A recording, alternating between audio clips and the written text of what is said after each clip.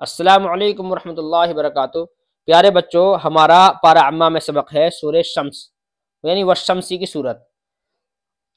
اور سبق شروع کرنے سے پہلے چند باتوں کا خیال رکھنا بہت ضروری ہے۔ ایک تو زبر زیر پیش بالکل نہ کھینچیں۔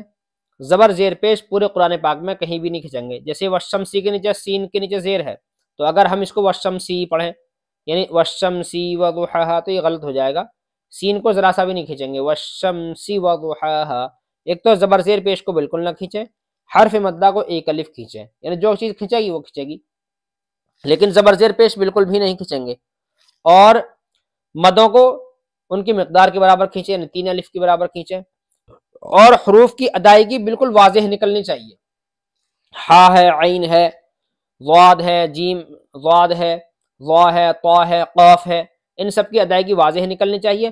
ایسے ہی ذال میں، زا میں اور جیم کے اندر ان میں واضح فرق ہونا چاہیے، کہاں ذال ہے کہاں زا ہے۔ پتہ لگا کہ ذال کو زا کہہ دی، زا نکال دی، ذال کی جگہ زا نکال دی، یہ غلط ہو جائے گا۔ جہاں جو حرف ہے وہی نکلنا چاہیے۔ ان باتوں کا خیال رکھیں اور سبق شروع کریں۔ میرا نام عبد الرحمن قاسمی شکارپوری ہے۔ دیکھیے اس سورت کا نمبر قرآن پاک میں ہے سورت نمبر 91 اعوذ باللہ من الشیطان الرجیم بسم اللہ الرحمن الرحیم والشمس وضحاها والقمر اذا تلاها۔ یہاں پر چھوٹی چھوٹی آیتیں ہیں، تو یہاں بھی سانس توڑیں، ان چھوٹی چھوٹی آیتوں پر بھی سانس توڑ کر پڑھیں۔ سانس توڑ کر پڑھیں گے تو زیادہ اچھا پڑھا جائے گا۔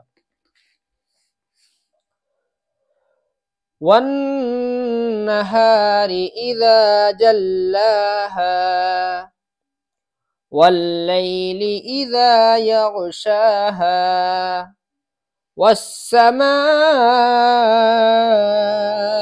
وما بناها والأرض وما طحاها ونفس وما سواها فألهمها فجورها وتقواها قد أفلح من زكاها۔ یہاں پر غلطی کرتے ہیں بچے، قد افلح کے ہا کو کھینچ دیتے ہیں، یہ غلط ہے، بلکہ اس کو ذرا سا بھی نہیں کھینچنا چاہیے۔ قد افلح من زکاہا، یہاں نون پر اخفا ہوگا، اس لیے کہ نون ساکن کے بعد حروف اخفا کے 15 حرفوں میں سے زا رہا ہے، اس لیے یہاں پر اخفا ہوگا۔ اور زک میں جو زا ہے یہ زا واضح نکلنے چاہیے، ایسے نہیں زکاہا ایسے پڑھ دیا، زکاہا صاف نکلنا چاہیے۔ قد افلح من زکاہا وقد خاب من دساہا، یہاں بھی اخفا ہوگا نون کے اوپر، اس لیے کہ نون ساکن کے بعد حروف اخفا کے 15 حرفوں میں سے دال آ رہا ہے۔ وقد خاب من دساہا کذبت ثمود بطغواہا اذ انبعث اشقاہا۔ اذ انبعث پہ سا ہے تو سا بالکل واضح نکلنا چاہیے، جو مخرج زال کا ہے وہی سا کا ہے، اس لیے سا اور زال کا ایک ہی مخرج ہے، کیا ہے؟ اوپر کے جو 2 دانت ہیں سامنے والے، ان کی نوک پر اپنی زبان کی نوک لگانی ہے تو سا نکل جائے گا، اور زبان کو تھوڑی باہر نکالیں ہلکی سی۔ اذ انبعث اشقاها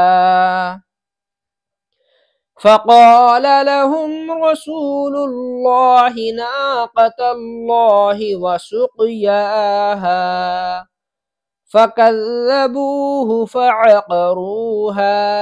یہاں پر آیت ہے، کچی آیت ہے، لیکن یہاں بھی سانس توڑیں، ایسے نہیں یہاں سے پھر یہاں تک آ رہے ہیں بالکل، تو یہاں بھی سانس توڑیں، یہ بھی اسی لیے ہوتی ہیں سانس توڑنے کے لیے۔ صرف لام الف کی آیت پہ قرآن پاک میں سانس نہیں توڑیں گے، باقی سب آیت پہ سانس توڑ سکتے ہیں۔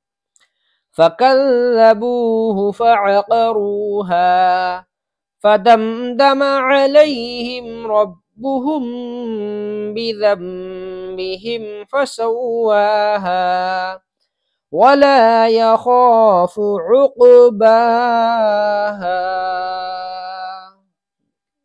دکھایا نہیں، فكذبوه فعقروها فدمدم عليهم ربهم بذنبهم فسواها ولا يخاف عقباها۔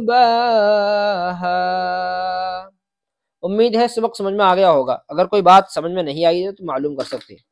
فقط والسلام علیکم ورحمۃ اللہ وبرکاتہ۔